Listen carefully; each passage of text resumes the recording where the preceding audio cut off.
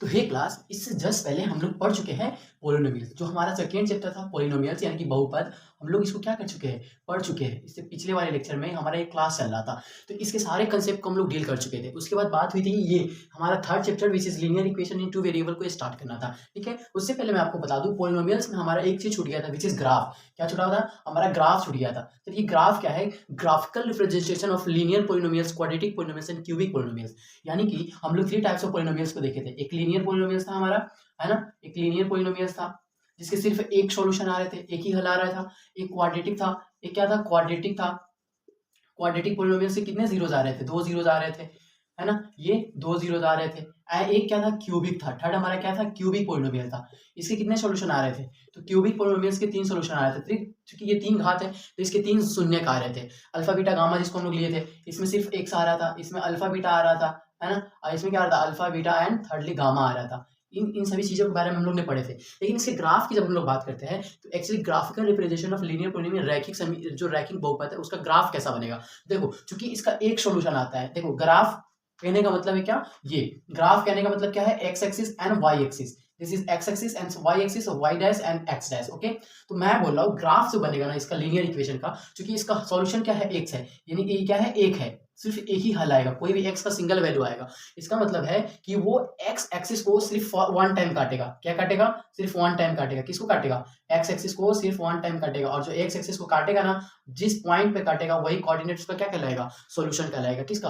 Linear equation का solution कहलाएगा। और क्वाड्रेटिक, चूंकि जो लीनियर इक्वेशन है इसका एक ही सॉल्यूशन आता है, तो इसका जो ग्राफ बनेगा ना, सरल रेखा आएगा। इसका जो ग्राफ बनेगा क्या बनेगा, सरल रेखा, स्ट्रेट लाइन बनेगा। ठीक है, जब हम लोग बात करते हैं क्वाड्रेटिक का, तो चूंकि क्वाड्रेटिक में 2 सॉल्यूशन आते हैं, तो वो एक्स एक्सिस को 2 टाइम काटेगा। एक्स एक्सिस को क्या करेगा, 2 टाइम काटेगा, जिसके वजह से उसका ग्राफ कैसा होता है, जिसकी वजह से इसका ग्राफ जो होता है ना, पैराबोलिक होता है। क्या होता है? पैराबोलिक होता है। इसको पैराबोला बोलते हैं। क्या बोलते हैं? पैराबोला, या कर्व होता है। ये कर्व होता है। कर्व का शेप का है कि नहीं, देखो ये कर्व शेप का है कि नहीं, ये कर्व है, कर्व लाइन है। तो जो क्वाड्रेटिक पोलिनोमियल्स होता है उसका ग्राफ कैसा बनता है, वो एक्स एक्सिस को मिनिमम 2 टाइम्स काटेगा। कितना टाइम काटेगा? मिनिमम 2 टाइम्स काटेगा, है ना, सॉरी मैक्सिमम 2 टाइम काटेगा। मैक्सिमम 2 टाइम काटेगा, मैक्सिमम मिनिमम 1 टाइम भी काट सकता है। क्योंकि क्वाड्रेटिक इक्वेशन का अगर सॉल्यूशन यूनिक आ जाए, मतलब एक ही सॉल्यूशन है ना, मतलब सेम सॉल्यूशन आ जाए, तो उस कंडीशन में क्या काटेगा, एक्स एक्सिस को 1 टाइम काटेगा और उसका वैल्यू क्या आएगा, एक्स का 2 सॉल्यूशन आएगा जो कि सेम रहेगा। मान लो कोई एक्स का वैल्यू 2 आया, यहाँ पे क्या किया, ये ऐसे काट रहा है, एक ऐसे भी काट सकता है, तो एक्स की जगह पे मान लो 3 0 पे काट रहा है, तो एक्स का अगर 3 ही है तो दोनों बार क्या आ जाएगा, एक्स का 3 3 वैल्यू आ जाएगा। आई बात समझ में। और जो क्यूबिक बनता है ना, तो क्यूबिक का ग्राफ होता है ना, ड्यूअल, द्वि पैराबोलिक होता है। क्या होता है? ड्यूअल पैराबोला, मतलब एक बार ऐसे काटेगा और एक बार ऐसे काटेगा, मतलब एक्स एक्सिस को 3 टाइम काटेगा। क्या काटेगा? 3 टाइम काटेगा। क्यूबिक पोलिनोमियल्स की हम लोग बात करते हैं, तो ये इसका ग्राफिकल रिप्रेजेंटेशन होता है। आई बात समझ में। तो ये हम लोग पोलिनोमियल्स में ये नहीं देखे थे, ठीक है, तो आप लोग इसको समझ जाना, देख लेना कि जो लीनियर पोलिनोमियल्स उसका ग्राफ सरल रेखा बनता है, जो क्वाड्रेटिक पोलिनोमियल्स उसका पैराबोला बनता है, जो क्यूबिक होता है इसका द्वि पैराबोला बनता है। क्या बनता है? द्वि पैराबोला बनता है। आई बात समझ में। तो ये था हमारा ग्राफ, ठीक है, इसको मैं इरेज करता हूं। अब हम लोग पढ़ेंगे क्या, 2 चर वाले रैखिक समीकरण को स्टार्ट करेंगे। क्या स्टार्ट करेंगे? 2 चर वाले रैखिक समीकरण, जो कि हमारे मैथ का थर्ड चैप्टर है। कौन सा चैप्टर है? थर्ड चैप्टर है, जो which is linear equation in 2 variable. Sir ये लीनियर इक्वेशन क्या होता है एंड 2 वेरिएबल्स की बात हम लोग क्यों कर रहे हैं? देखो, मैं बताया था इक्वेशन का मतलब क्या है, एक इक्वल के साथ दोनों साइड बनना, है ना। जस्ट लाइक मैं क्या बोला, यहाँ पे पहले बोल रहा है लीनियर इक्वेशन। लीनियर के कहने का क्या मतलब है भाई? लीनियर कहने का मतलब है एक ऐसा इक्वेशन बनाना है, या इक्वेशन से पहले वो क्या रहेगा, पोलिनोमियल्स रहेगा। एक ऐसा पोलिनोमियल्स बनाना है जिसमें जो घात होंगे, जो बहुपद के जो घात होंगे वो क्या आएंगे, एक आएंगे। जैसे मैं बोला, यहाँ देखो, ये क्या है, ए एक्स, है ना, a x plus b y plus c is equal to 0। देखो, सबसे पहले ये क्या था, बहुपद था, त्रिपदी बहुपद है। लेकिन यहाँ पे देखो, यहाँ पे वेरिएबल x भी है, y भी है, तो 2 चर हो गए। वेरिएबल का मतलब, इसका मतलब चर का मतलब क्या हो गया, 2 चर का मतलब क्या हो गया, वेरिएबल। 2 चर का मतलब क्या हो गया, 2 वेरिएबल क्वांटिटी होना चाहिए। देखो, x और y, यहाँ पे क्या है, यहाँ पे क्या है, x एंड y, ये दोनों का है 2 वेरिएबल्स है। x एंड y क्या है, 2 वेरिएबल्स, x एंड y।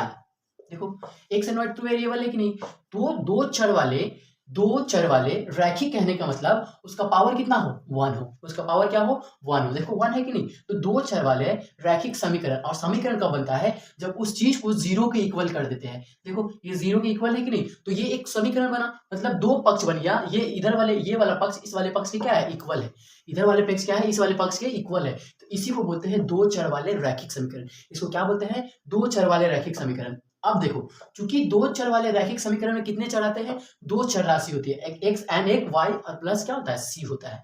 आई बात समझ में, ये थे दो चर वाले रैखिक समीकरण, जहां पे चर देखो दो है ना, और ये क्या है, और ये क्या है, और इसका घात भी कितना है, 1 है ना। और यहाँ पे कंडीशन क्या बनता है कि a does not equal to 0 and b also does not equal to 0। देखो a और b में से कोई भी 0 के इक्वल नहीं होना चाहिए। क्यों सर, अगर a 0 रखोगे तो ये वाला टर्म 0 हो जाएगा, बस ये क्या बन जाएगा, लीनियर पॉलिनोमियल्स बन जाएगा कि नहीं, ये अगर लीनियर इक्वेशन बन जाएगा, जबकि linear equation in two variable में देखना है, सिंगल वेरिएबल में आ जाएगा। अगर b 0 रखोगे तो फिर x से सिर्फ बच जाएगा, जो कि सिंगल वेरिएबल also है। तो यहाँ पे कंडीशन क्या याद रखना है कि ये जो दोनों की है a और b दोनों क्या होंगे, डज नॉट इक्वल टू 0 होंगे, डज नॉट इक्वल टू क्या होंगे, 0 होंगे। आई बात समझ में, ये थे हमारे दो चर वाले रैखिक समीकरण। ठीक है सर, इसके सॉल्यूशन की जब हम लोग बात करते हैं, सॉल्यूशन ऑफ टू, इसके जब हम लोग किसकी बात करते हैं, सॉल्यूशन की बात करते हैं, तो देखो सॉल्यूशन की जब इसकी बात करते हैं तो linear equation in two variable, ये एक ऐसा इक्वेशन है, अगर इसके सॉल्यूशन की बात करें तो अनलिमिटेड क्या होता है, अनंत इसके सॉल्यूशन आते हैं। क्या होता है, इसके सॉल्यूशन क्या होता है, अनंत आते हैं, अनंत आते हैं। कैसे भाई, अनंत कैसे आते हैं, तो इसके लिए क्या है, एक इसको क्या बोलते हैं हम लोग, बॉक्स बना दें। ठीक है, इसमें क्या करेंगे, देखो इसमें x की वैल्यू, इसमें y की वैल्यू, ओके, और ये अब तुम जितना चाहो इतना सॉल्यूशन निकाल सकते हो। देखो इसका ये क्या है, अब क्या बोला, एज्यूम कर लो इसका कुछ वैल्यू रहेगा, है ना, इसका कुछ वैल्यू रहेगा। यहाँ पे x का वैल्यू रखोगे तो y का वैल्यू निकलेगा कि नहीं। देखो भाई यहाँ कर दो, ये सीधा माइनस में चला जाएगा, a x b y is equal to minus c, फिर ए एक्स और y का इधर आ जाएगा, y इधर आ जाएगा तो क्या हो जाएगा, माइनस सी माइनस बी वाई, है ना, और x बराबर क्या आ जाएगा, माइनस सी माइनस बी वाई अपॉन ए। ये देखो ए बी सी का वैल्यू आपको पता रहेगा, y का वैल्यू रखोगे तो x का वैल्यू निकलेगा कि नहीं, y का वैल्यू रखोगे तो x का वैल्यू निकलेगा कि नहीं, यानी कि एक का वैल्यू रखने पे दूसरे का वैल्यू निकलेगा, एक का वैल्यू रखने पे क्या निकलेगा, दूसरे का वैल्यू निकलेगा। उसी तरह जितना वैल्यू चाहेंगे उतना निकाल लेंगे। इसका मतलब क्या हुआ कि दो चर वाले रैखिक समीकरण का हल क्या होता है, अनंत होते हैं। दो चर वाले रैखिक समीकरण का हल क्या होता है, तो अनंत हल होते हैं। ठीक है, अब हम लोग बात करेंगे, क्योंकि दो चर वाले रैखिक समीकरण का हल कितना आ गया, अनंत आ गया, और ये भी मैं बता दिया कि ये दोनों जो है ना क्या हो गए, 0 के इक्वल नहीं होंगे। अब इसके बाद हम लोग क्या देखते हैं कि सर ये तो ठीक था, दो चर वाले रैखिक समीकरण, क्या अगर इसके सिंगल सॉल्यूशन की जब हम लोग बात करें, x और y के वैल्यू को फाइंड आउट करने की जब हम लोग बात करें, तो देखो इसके लिए क्या आना, एक होता है युगपत समीकरण। क्या होता है, युगपत समीकरण। ये युगपत समीकरण क्या होता है सर, ये युगपत समीकरण क्या होता है, देखो युगपत समीकरण क्या होता है ना, इसको हम लोग बोलते हैं सिमल्टेनियस, क्या बोलते हैं, simultaneous equation, simultaneous equation in two variable, simultaneous equation in two variable, युगपत समीकरण। तो युगपत समीकरण के लिए क्या है ना, कम से कम दो समीकरण होना चाहिए। क्या होना चाहिए, कम से कम दो समीकरण होंगे। देखो दो समीकरण होंगे तो दो लाइन बनेगा, और दो लाइन बनेगा तो वो दोनों लाइन एक दूसरे को इंटरसेक्ट करेगी, या एक दूसरे को इंटरसेक्ट नहीं करेगी, या एक दूसरे के ऊपर चढ़ जाएगी। तो इसके अकॉर्डिंग हम लोग को क्या मिलता है, सॉल्यूशन मिलता है। इसके अकॉर्डिंग क्या मिलता है, हम लोग को सॉल्यूशन मिलता है कि अगर एक दूसरे को एक ही पॉइंट पे इंटरसेक्ट कर रहा है, मतलब प्रतिच्छेद कर रहा है, तो उसके एक ही सॉल्यूशन होंगे। अगर एक दूसरे के ऊपर चढ़ जा रहा है तो अनंत सॉल्यूशन होंगे। एक दूसरे को कभी इंटरसेक्ट ही नहीं कर रहा है, एक दूसरे को कभी प्रतिच्छेद ही नहीं कर रहा है, तो उसका क्या होगा, कोई सॉल्यूशन नहीं होगा। इसके लिए युगपत समीकरण की हम लोग बात करते हैं। किसकी बात करते हैं, युगपत समीकरण की। तो दो चर वाले रैखिक समीकरण के लिए हल ज्ञात करने के लिए अगर हम लोग देखें तो क्या चाहिए हम लोग को, दो चर वाले रैखिक समीकरण का अगर हल निकालना है तो उसके लिए हम लोग को सिमल्टेनियस इक्वेशन चाहिए। जस्ट लाइक हियर देखो, ये a1x plus b1y plus c1 is equal to 0, ये एक इक्वेशन बना। ठीक है, युगपत का मतलब है ना वो क्या होना चाहिए, सिमल्टेनियस, यानी कि युगपत का मतलब ये होता है ना पेयर में होना चाहिए। क्या होना चाहिए, पेयर में इक्वेशन होना चाहिए। एक इक्वेशन ये है, एक इक्वेशन ये हो जाएगी, एक इक्वेशन क्या हो जाएगी, ये हो जाएगी। अब देखो इसके जब सॉल्यूशन की बात करेंगे, अब यहां से हम लोग क्या कर सकते हैं, इन दोनों के लिए क्या बनाएंगे, ग्राफ बनाएंगे। उसके बाद हम लोग को क्या मिलेगा, सॉल्यूशन मिलेगा। युगपत समीकरण के लिए क्या होना चाहिए, कम से कम हम लोग को दो इक्वेशन दिया मिलना चाहिए ना, ताकि हम लोग किसी चीज का उसका क्या कर सके, सॉल्यूशन फॉर्मुलेट कर सके, है ना। ये मान लो एक ही इक्वेशन दे दे तो क्या एक्स वाई का वैल्यू निकालना एक क्या ग्राफ के थ्रू एक दूसरे को काट कर निकाल सकती है, नहीं। एक दूसरे को इंटरसेक्ट करने के लिए दो लाइन चाहिए ना भाई, तो दो लाइन चाहिए तो दो इक्वेशन भी तो चाहिए। क्या चाहिए, दो इक्वेशन, उसी को सिमल्टेनियस इक्वेशन बोलते हैं। क्या बोलते हैं, सिमल्टेनियस इक्वेशन। अब दो चर वाले रैखिक युगपत समीकरण के लिए हल के कुछ शर्त है। क्या है कि इसके सॉल्यूशन के लिए कुछ कंडीशंस बनाए गए हैं। देखो इसके सॉल्यूशन के लिए क्या कंडीशन बनाया गया है, इसके सॉल्यूशन के लिए यानी कि दो पद वाले, ये देखो दो चर वाले रैखिक युगपत समीकरण के हल के लिए शर्तें क्या लिखेंगे हम लोग, दो चर वाले रैखिक, क्या है, रैखिक युगपत समीकरण, क्या है, युगपत समीकरण के हल मतलब सॉल्यूशन के लिए शर्त है, के लिए क्या शर्त है, के लिए शर्तें। अब देखो इसके लिए क्या शर्त बनाया गया है कि कब ये दोनों एक दूसरे को क्या कर रहा है, प्रतिच्छेद करेगा, मतलब संगत कब होगी, है ना, अविरोधी जिसको बोलेंगे। और ये कब एक दूसरे को क्या करेगा, एक दूसरे के ऊपर कोइंसाइड करेगा, मतलब एक दूसरे के ऊपर आ जाएगा, संपाती बनाएगा, और कब एक दूसरे को नहीं काटेगा। इसी चीज को लेकर क्या बनाया गया है, कंडीशन बनाया गया है, जिसमें सबसे पहले क्या कहा जाता है, अद्वितीय हल को बताया गया। क्या बताया गया है, अद्वितीय हल। क्या बताया गया है, अद्वितीय हल बताया गया है। भाई ये अद्वितीय हल का मतलब क्या होता है, केवल एक हल। क्या होता है, एक और केवल एक हल। सिर्फ हम लोग किसकी बात करते हैं, एक और केवल एक हल। अद्वितीय में क्या होता है, सिर्फ एक हल आता है। अद्वितीय का मतलब होता है यूनिक, केवल एक हल। इसके लिए क्या कंडीशन बनाया गया है, इसके लिए कंडीशन बनाया गया है, इन दो, इसमें जो है चर राशि के जो गुणांक है ना, उसके बीच में अनुपात लेकर देखा गया। अगर अनुपात बराबर आ रहा है या नहीं आ रहा है, या देखो 3-4 से कंडीशन बनेगा, a1/a2 is equal to b1/b2 is equal to c1/c2 हो सकता है, एक ये कंडीशन बनेगी। या एक ऐसे कंडीशन बन सकता है, a1/a2 does not equal to b1/b2। जब ये बन गया तो आगे हमको देखना ही नहीं है। या ऐसे बन सकता है, a1/a2 is equal to b1/b2 does not equal to c1/c2। इस तरह से 3 कंडीशन बनेगा, ठीक है। तो तीनों कंडीशन में क्या है, अलग अलग अपना उसके बारे में हम लोग देखेंगे। तो अद्वितीय हल के लिए क्या है, ये जैसे अद्वितीय हल के लिए ये वाला कंडीशन बनेगा, a1/a2 does not equal to b1/b2। इस सॉल्यूशन का मतलब है क्या, कि केवल क्या होगा, केवल और केवल एक ही हल आएंगे, अद्वितीय हल आएंगे। किसका, इस वाले जो युगपत समीकरण जो होंगे, इसके सिर्फ एक हल आएंगे, यूनिक सॉल्यूशन आएंगे। क्या आएंगे, यूनिक सॉल्यूशन आएंगे, जो हर किसी के लिए क्या होगा, सेम होगा। आई बात समझ में। तो इस समीकरण को क्या बोलते हैं, इस समीकरण को अविरोधी बोलते हैं। अविरोधी समीकरण भी बोला जाता है, अविरोधी समीकरण बोला जाता है, अविरोधी समीकरण। या इसका एक और नाम क्या है, संगत समीकरण बोला जाता है। क्या बोला जाता है, संगत समीकरण कहते हैं, संगत समीकरण। एग्जाम में पूछता है संगत समीकरण। क्या, जैसे मेरे पास ये बुक है, ठीक है, इसमें अगर संगत समीकरण की हम लोग बात करें, जैसे इसमें क्वेश्चन अगर देखें, देखो कैसे पूछेगा question.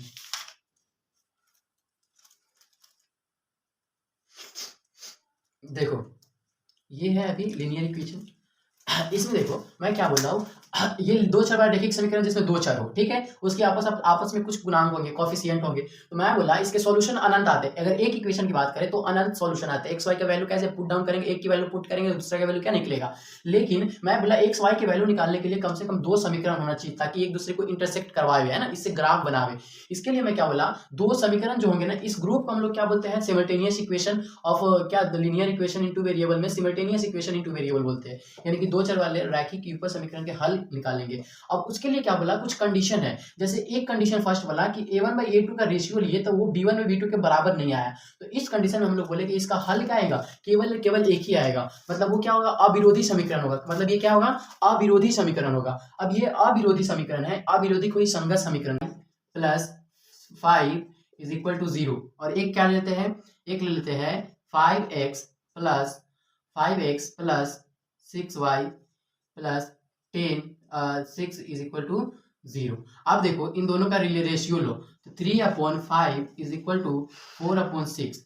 3/5 does not equal to 2/3, यहीं पे बराबर नहीं है। मतलब इन दोनों का जो ग्राफ बनेगा, इन दोनों इक्वेशन का जो ग्राफ बनेगा, वो ग्राफ क्या होगा, प्रतिच्छेदी होगा। क्या होगा, प्रतिच्छेदी होगा। मतलब एक दूसरे को क्या करेगा, इंटरसेक्ट करेगा। क्या करेगा, इंटरसेक्ट करेगा। यानी कि इसका हल क्या होगा, संगत समीकरण आएगा। और इस संगत समीकरण बोलेंगे या अविरोधी समीकरण बोलेंगे, जिसका सिर्फ अद्वितीय हल आएगा। जब ग्राफ एक दूसरे को किसी एक पॉइंट पे इंटरसेक्ट करेगा ना, जिस पॉइंट पे इंटरसेक्ट करेगा उसका कोऑर्डिनेट क्या होगा, उसका सॉल्यूशन कहलाएगा। जिसमें एक एक्स का वैल्यू होगा, देखो कोऑर्डिनेट एक्स वाई में रहता है, ऐसे एक्स वाई में कोऑर्डिनेट लिखाता है निर्देशांक, तो एक एक्स का वैल्यू होगा, एक वाई का वैल्यू होगा, तो सिर्फ एक ही कोऑर्डिनेट उसका आएगा। किसके लिए, जब ये वाला condition a1/a2 does not equal to b1/b2 बनेगा, तो अविरोधी समीकरण या संगत समीकरण इसको, या प्रतिच्छेदी रेखा इसका ग्राफ बनेगा। आई बात समझ में, है ना। तो इसका स्क्रीनशॉट ले लीजिए। अब मैं चलता हूँ, ये फर्स्ट कंडीशन था।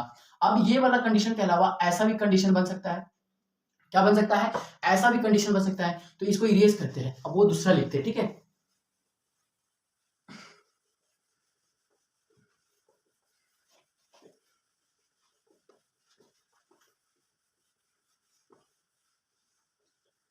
चलो देखो, एक कंडीशन क्या बना कि a1 by a2 does not equal to b1 by b2। तो इसके लिए मैं क्या बोला, ये संगत समीकरण है। कौन सा समीकरण है, संगत या अविरोधी समीकरण इसको हम लोग बोल दिए। क्या बोल दिए, अविरोधी समीकरण बोल दिए, ठीक है सर। समीकरण, इसका जो ग्राफ बनेगा क्या बनेगा, प्रतिच्छेदी बनेगा। क्या बनेगा, प्रतिच्छेदी रेखा बनाएगा, यानी कि एक दूसरे को क्या करेगा, इंटरसेक्ट करेगा। तो इसके लिए क्या आएगा, केवल एक हल आएगा। क्या आएगा, केवल एक और केवल एक हल, जिसको क्या बोलते हैं, अद्वितीय हल। क्या बोलते हैं, अद्वितीय हल आएंगे। किन के आएंगे अद्वितीय हल, इस वाले कंडीशन के लिए। ये किसका कंडीशन था, हम लोग इसका लिख रहे थे, a1x plus b1y plus c1 is equal to 0 और a2x plus b2y plus c2 is equal to 0। इन सभी के लिए हम लोग देख रहे थे, ठीक है। उसके बाद मैं क्या बोला, एक ये फर्स्ट कंडीशन था। सेकेंड कंडीशन ये बन सकती है कि a1 by a2 is equal to b1 by b2 is equal to c1 by c2। ऐसा भी कंडीशन बन सकता है। देखो इस कंडीशन के लिए क्या होते हैं, अनंत हल होते हैं। क्या होते हैं, अनंत हल। अपरिमित रूप से क्या हो गए, अनंत हल आ जाएंगे। सर ये अनंत हल क्यों आ रहा है भाई, अनंत हल आ रहा है, ठीक है। अनंत हल में क्या होगा, अनंत हल को भी क्या बोलेंगे हम लोग, ये अनंत हल क्यों आ रही है, क्यों, क्योंकि यहाँ पे ये जो ग्राफ बनेगा ना, इसका जो ग्राफ बनेगा वो क्या होगा, संपाती रेखा आएगा। क्या आएगा, संपाती रेखा आएगा। देखो एक दूसरे को जिस पॉइंट पे काटेगा उसका सॉल्यूशन है, उसका सॉल्यूशन वही पॉइंट उसका सॉल्यूशन कहलाएगा। लेकिन जब ये पॉइंट क्या हो जाएगा, संपाती हो जाएगा। ये देखो संपाती का मतलब एक दूसरे के ऊपर, तो जिस हर एक पॉइंट पे उसका सॉल्यूशन मिलेगा। क्या मिलेगा, हर एक पॉइंट पे उसका सॉल्यूशन मिलेगा। तो उसको क्या बोलते हैं, उस समीकरण को क्या बोलते हैं, इस समीकरण को भी संगत समीकरण बोला जाता है। लेकिन अनंत रूप से क्या होगा, ये अनंत हल आएगा। इसको भी संगत समीकरण बोला जाता है। आई बात समझ में, ये भी संगत है, ये भी क्या है, संगत है। जिसके लिए क्या है, अनंत हल आएंगे। संपाती रेखा बनेगा, है ना। ग्राफ क्या बनेगा, इसका संपाती बनेगा, इसलिए इसका अनेक हल आएंगे। एंड थर्ड हमारा क्या था, थर्ड हमारा था a1 by a2 is equal to b1 by b2 does not equal to c1 by c2। इसका जो है ना एक भी हल नहीं आएगा, कोई हल नहीं। क्या है इसके लिए ग्राफ, कोई हल नहीं, कोई हल नहीं होगा, नहीं होगा। कैसे नहीं होगा, इसका जो ग्राफ बनेगा ना एक दूसरे को कभी प्रतिच्छेद नहीं करेगा। इसका जो ग्राफ, इसका समीकरण क्या होता है, विरोधी होता है। इसका समीकरण क्या होता है, विरोधी समीकरण इसको बोलते हैं। विरोधी समीकरण बोलते हैं। क्या बोलते हैं, विरोधी समीकरण या असंगत समीकरण। क्या बोलते हैं, असंगत समीकरण। इसमें क्या होता है ना कि वो इसमें जो ग्राफ है ना क्या करता है, एक दूसरे को इंटरसेक्ट नहीं करता है। इसका ग्राफ क्या होता है, एक दूसरे को इंटरसेक्ट नहीं करता है। वो क्या होते हैं, इसके समानांतर होते हैं। इसके ग्राफ जो है ना, इसका ग्राफ समानांतर आता है। क्या आता है, इसका ग्राफ जो बनेगा हमारा वो क्या बनेगा, समानांतर बनेगा, समानांतर बनेगा। किसके समानांतर बनेगा, एक दूसरे के समानांतर बनेगा। किसके समानांतर बनेगा, एक दूसरे के समानांतर इसका ग्राफ बनेगा। आई बात समझ में। तो ये थे दो चर वाले रैखिक समीकरण के हल। क्या थे, दो चर वाले रैखिक समीकरण के हल। अब देखो मैं क्या बोल रहा कि एक ये था, ठीक है। एक क्वेश्चन है, एक क्वेश्चन क्या है कि यहां देखो 2x plus 3y is equal to 4 is एक फर्स्ट इक्वेशन था। एंड सेकेंड इक्वेशन हमारा क्या है कि k plus two x plus क्या है 6y is equal to 3k plus 2। ये हमारा सेकेंड इक्वेशन है। पूछ रहा है कि k के किस मान के लिए रैखिक समीकरण निकाय के अनंत हल होंगे, यानी कि k के किस मान के लिए। अब देखो इसको मैं इरेज करता हूं, k के किस मान के लिए रैखिक समीकरण युग्म के अनंत हल होंगे। क्या हमको निकालना है, k के किस मान के लिए। अब अनंत हल की बात कर रहा है, अनंत हल होंगे मतलब अनंत हल होने के लिए क्या करना होगा, हमको कौन सा कंडीशन लगाना होगा, a1 by a2 is equal to b1 by b2 is equal to c1 by c2 वाला कंडीशन लगाना होगा। ठीक है, अब बताओ a1 by a2 b1 by b2 c1 by c2 ये सभी बराबर है, मतलब इसके क्या आएंगे, संगत आएंगे, मतलब संपाती रेखा बनेगा इसका ग्राफ में। ठीक है, तो वो संपाती बनाने के लिए मैं क्या बोला, a1 कितना है 2 है, a2 कितना है k+2 है, b1 कितना है 3 है, b2 कितना है 6 है, ये कितना है c1 4 है, एंड c2 कितना है। पहले इसको इधर शिफ्ट करते हैं, इसको इधर शिफ्ट करेंगे तो -4 होगा, ये भी माइनस में आएगा, माइनस माइनस कट जाएगा, तो ऐसे ही आ जाएगा। ठीक है, 3k+2 है।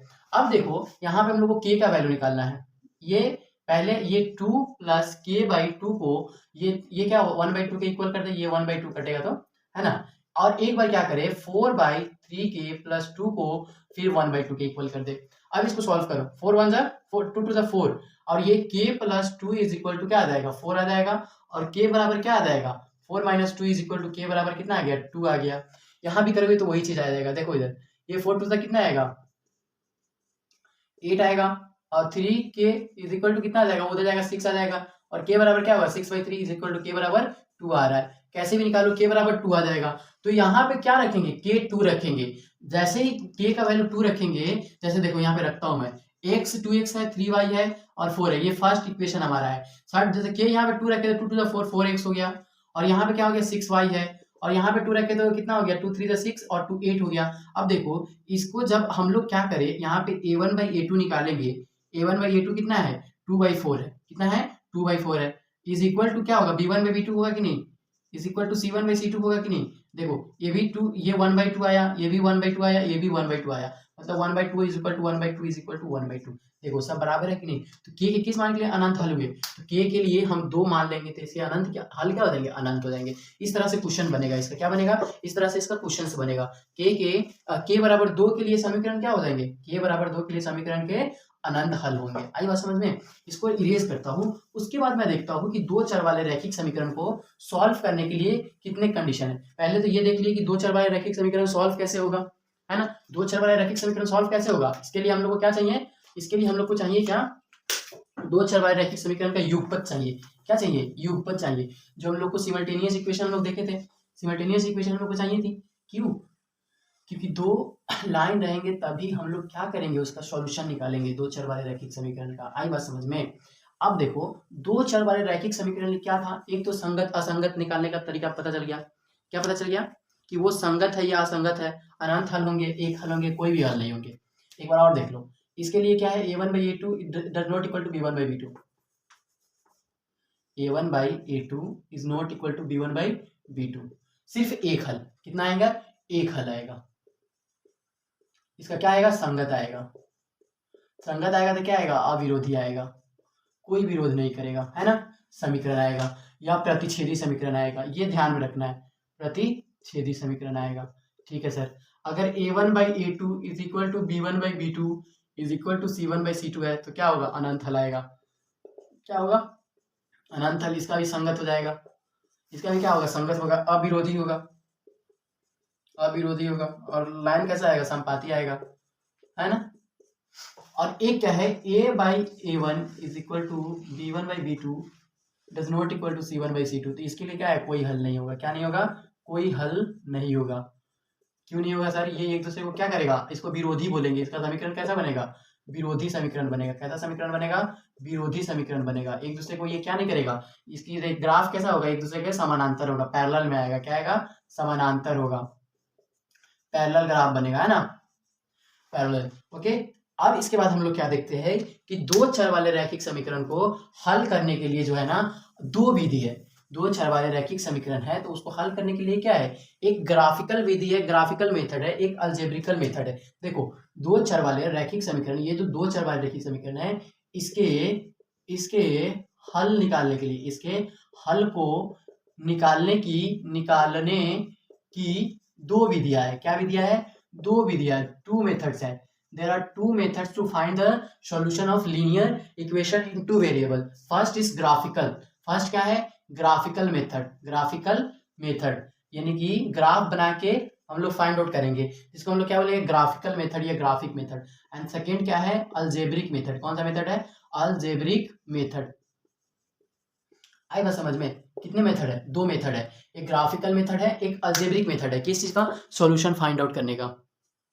ठीक है, तो इन दोनों मेथड में क्या है, एक को आलेखी विधि कहते हैं, आलेख बनाना रहता है, और एक को क्या बोलते हैं, एक को बोलते हैं बीजीए मेथड, है ना, बीजीए मेथड। बीजीए विधि में हम लोग क्या करते हैं, बीजीए मेथड में इक्वेशन बना के बीजगणित का यूज करके हम लोग इसका सॉल्यूशन निकालते हैं। ठीक है, ये थे मेथड, ये किस चीज के मेथड थे, दो चरवाई रैखिक समीकरण के हल को निकालने का। ठीक है, कल हम लोग देखेंगे, नेक्स्ट वीडियो में देखेंगे अलजेब्रिक मेथड भी कितने तरह का होता है, 4 टाइप्स का होता है। और ग्राफिकल मेथड क्या होता है, ग्राफ बना के हम लोग क्या करते हैं, उसके सॉल्यूशन निकालते हैं। तो इसको देखेंगे नेक्स्ट लेक्चर में। आज क्लास यहीं पे रखता हूँ मैं, ठीक है।